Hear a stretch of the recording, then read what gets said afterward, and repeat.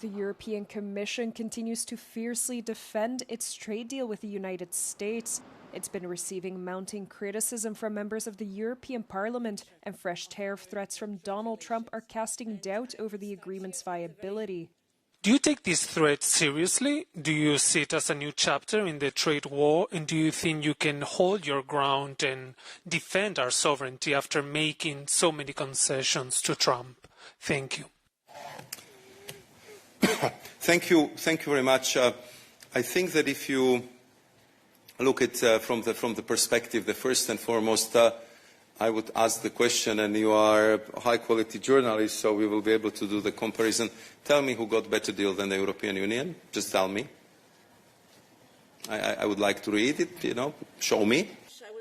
Under the deal, which is already in effect, the majority of EU goods bound for the US are subject to a 15% tariff.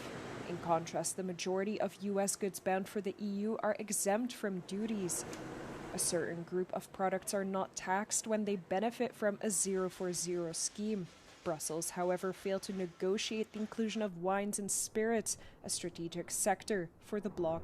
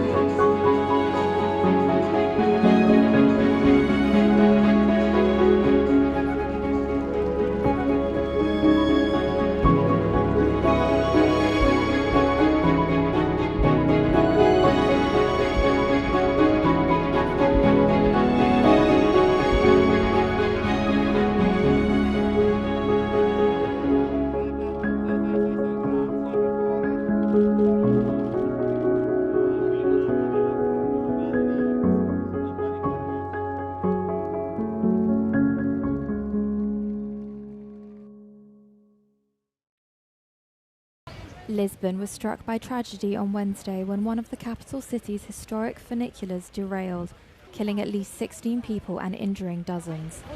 At around 6 p.m, the funicular travelling round Calçada da Glória towards Restauradora Square in the heart of the Portuguese capital lost control and crashed violently into a building. The accident also injured dozens, 5 of whom were taken to Lisbon's main hospitals to receive treatment for critical injuries. 4 Portuguese nationals, 2 Germans and 1 Korean citizen are among the fatalities.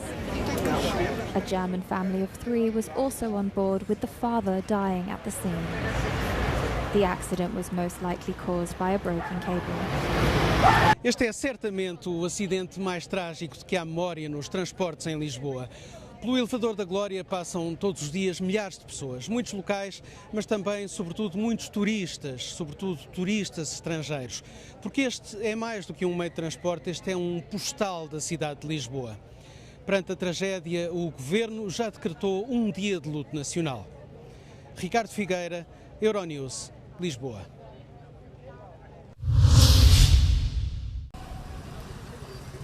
The United Arab Emirates warned Israel that any move to annex the occupied West Bank could potentially call into question the fate of the Abraham Accords.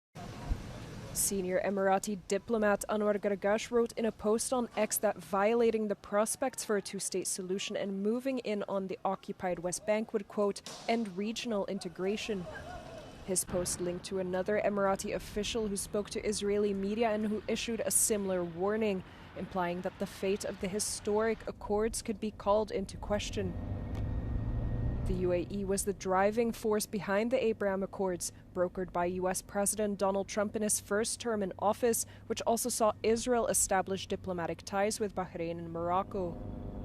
The warning came as Israel pushes ahead with its latest major offensive on the famine-stricken Gaza City.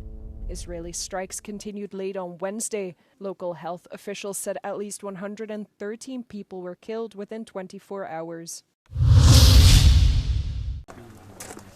The vice president of the American Humane Society visited the Rex Dog Shelter Foundation in Budapest to sign a cooperation agreement with the Hungarian government and the Our Common Causes Animal Protection Foundation. The nearly 150-year-old American NGO is involved in the rescue, care and protection of animals worldwide. Its international branch, the Global Humane Society, issues animal welfare certificates for zoos, agriculture, tourism and the film industry. The Hungarian government's Commissioner for Animal Protection said the agreement showed that Hungary's progress in animal protection was internationally recognised. The Vice President stressed that protecting animal welfare is a fundamental social and moral obligation. In terms of the cooperation agreement, to me this is the first step in terms of what we could do between Global Human Society and all the different stakeholders and partners within Hungary, whether it be zoos, aquariums, whether it be the farm production sector, whether it be film studios and TV studios, and so on. According to the organisation, the cooperation agreement offers Hungary an opportunity not only to follow but also to shape changes in animal protection in Europe. A szervezet mintegy 1,5 milliárd állatnak segít, állat jólétét támogatja évente. Ez elképesztő mennyiségű tapasztalat, mind haszonállatok, mind társállatok, mind pedig vadon élő állatok terén, hiszen természetvédelmi kezdeményezéseik is vannak. The Global Humane Society is active in almost 60 countries. In the coming years, it hopes to share its expertise through new partnerships within the European Union. 30 delegations, most of them European, are meeting in Paris today at the Élysée Presidential Palace, just behind me, under what's being called the Coalition of the Willing. Their key message: we are ready. Ready to offer Ukraine security guarantees once the fighting stops, to make sure that Russia does not attack again. But what exactly the so-called reassurance force will look like is still unclear. EU Commission President Ursula von der Leyen spoke of a multinational force, while the British talk about sending demining teams. For now, diplomats do not want to give us any more detail, but one thing is for sure: nothing will happen before an actual ceasefire. For now, Europe is waiting on the US. Leaders are expecting President Donald Trump to spell out what kind of American backstop or safety net he is willing to provide, and whether he is ready to increase the pressure on Russian President Vladimir Putin. Aid agencies have urged the international community to send much-needed funding to Afghanistan after a major earthquake killed at least 1,400 people and injured thousands more. Only a handful of countries have committed money since the 6.0 magnitude quake struck several mountainous provinces, leaving villages trapped under rubble. The European Union and the United Kingdom are donating $1 million each to help, with the cash going to aid organisations and sidestepping the Taliban government, which they do not recognise. Australia and South Korea have also donated $1 million each.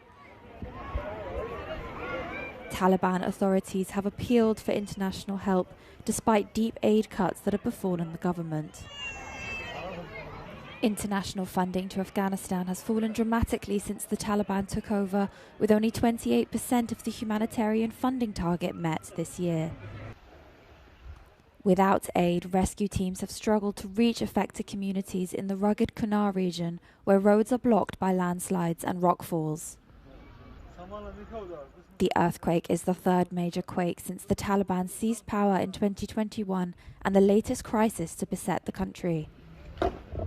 Afghanistan is reeling from deep cuts to aid funding, a weak economy, and millions of people forcibly returned from Iran and Pakistan.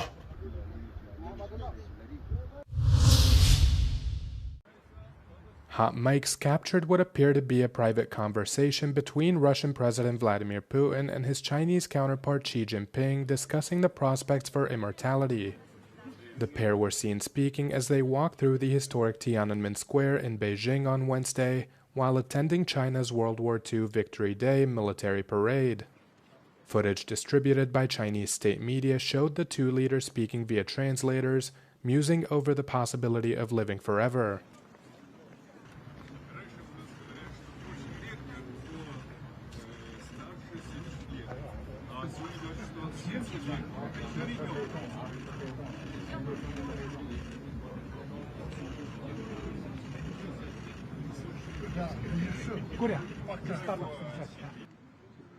President Xi responded to Putin's remarks, noting that humans may live up to 150 years old as soon as within this century, citing progress in biotechnology.